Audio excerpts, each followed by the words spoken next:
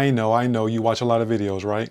How about you watch this video about a retreat destination and lose yourself in the moment? I'm going to take you on a yoga retreat into the Yucatan state of Mexico along the Caribbean coastline. Let's visit the town of Tulum, Mexico, complete with white sand beaches, rocky cliffs, and ancient Mayan ruins. Sit back and relax. This is your passport to bliss.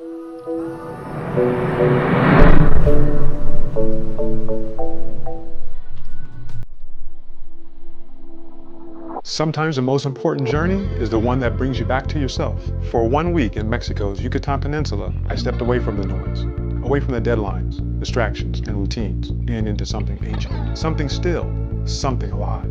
First things first, after a long flight and making it to the resort, it was time to decompress and settle in. Shambala Petit Hotel was the jump-off spot for the next week of retreat and reflection. The accommodations were rustic and modest, but clean and complete. It's a private hotel that's nestled along the beach where turtle hatcheries can be seen under the celestial night's glimmer. It also has its own studio for practicing yoga on the beach. Each morning began in silence. Before the sun rose, I found myself on the mat. My breath met movement. My thoughts softened. The jungle around us didn't just wake up, it breathed witness. Daily yoga became a way to reintroduce myself to the moment. Not just stretching the body, but remembering the soul.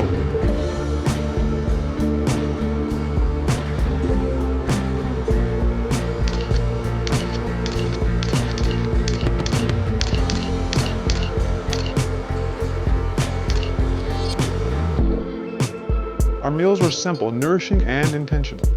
No heavy cravings, just fuel from the earth. Fresh fruit, clean plates. The kind of eating that reminds you clarity is a flavor too. And the more you slow down, the more your body starts speaking again.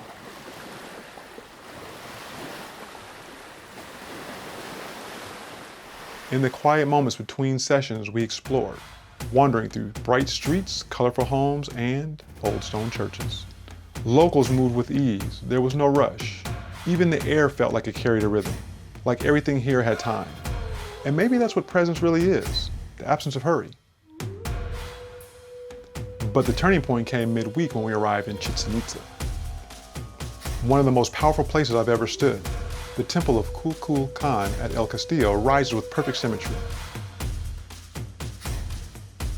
A calendar in stone, a message from the stars.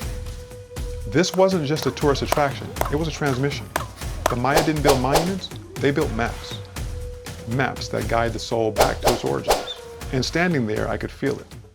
The quiet pull towards something eternal.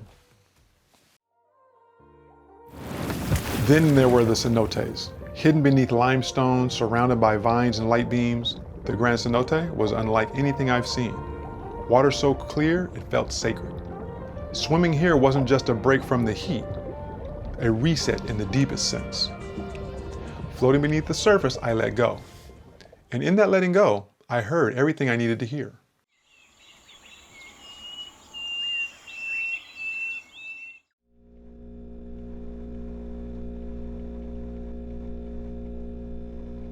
Now came the moment to disconnect from everything and everyone, except the light worker.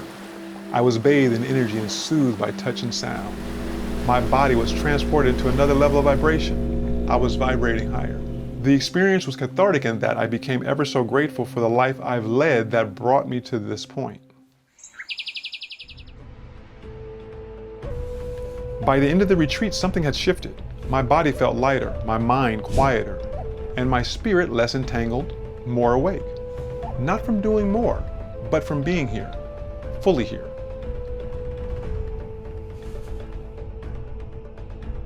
This week wasn't about escaping, it was about remembering that stillness is a strength and that sometimes flow doesn't begin somewhere else, it begins here.